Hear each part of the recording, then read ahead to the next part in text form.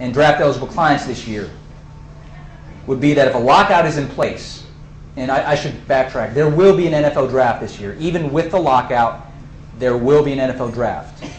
Now the concern for agents and draft eligible clients is that if the lockout is in place at the time of the draft on April 28th, then there will be no undrafted free agent signings immediately after the draft. Typically, NFL teams fill their training camp rosters and sign free agents within the 24-hour period immediately after the draft, the last day of the draft. I would say on an average, 10 players are signed per team. 10 undrafted free agents are signed per team immediately after the draft.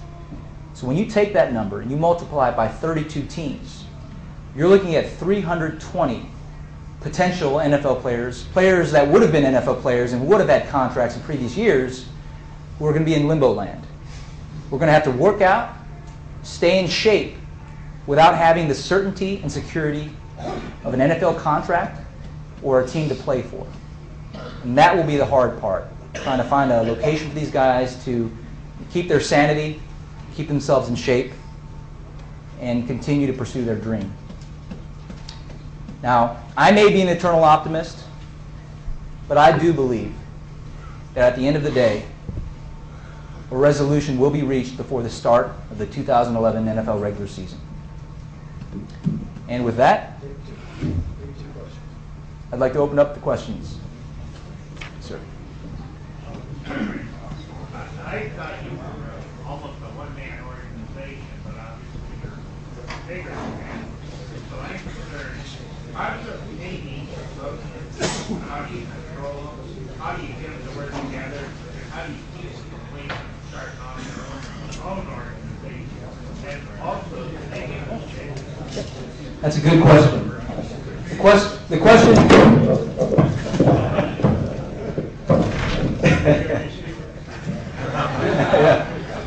The question is, how do I bring on board associates? How do I get everyone to work together? How do I prevent them from leaving, essentially? And do I pay them on commission? The answer is yes. Talent development is something that I've been really focusing on the last couple of years, realizing that as the company grows, as a one-man operation, you can only do so much. So my focus has been finding people and young men who share the same core values and beliefs, who are intelligent, who will work hard, who have no fear, who are go-getters, motivated self-starters, who go out there and who aren't afraid to travel, to meet with players, meet with parents, who have a certain charisma about them that is in line with the company ideals. The key for me in bringing on board a young man as an associate is to make sure that our core values are in line. Integrity, loyalty, and faith. And I've been successful to do that. And you can sign a non-compete, you can sign, and we have those in place, agreements with your associates, but at the end of the day, human bond and a connection that you have with that person, where they believe in you, and it's a deeper emotional connection than just a piece of paper. And that's what I've been able to achieve with my guys. And I do pay them on commission for players that they recruit and sign for me, but at the end of the day, I'll be the one to handle the contract negotiations. So, and I try to stay involved with each one of their clients as well. So. One more.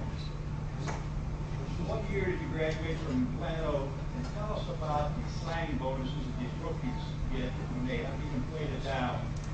They get so much money when they're not leaving. I graduated from Glen Oak in 1991. And I know I look a little younger than I actually am. I just turned 38 back in February. Signing bonuses, it's hard for a lot of people that aren't in the industry to understand and accept unproven rookies being paid these gigantic amounts, especially quarterbacks that are drafted high in the first round. The other argument is that out of all the major sports in America, the NFL is by far the most violent, dangerous sport. You're only one injury away from never playing it down again. And so these players they're intent on making as much money as they can. This is their gift. This is their marketable quality. Just like an engineer has a quality, a teacher, a coach, an accountant, this is their quality. And we live in the greatest country in the world, where free market, capitalism, the market will dictate what you're paid. And for them It's about maximizing their window of opportunity as a professional player. As an NFL player, if you play 12 years, you've had a very long, successful career. But how old are you when you retire? 34 years old. And unless your last name is Gates, you're not going to be able to retire at 34. Thank you.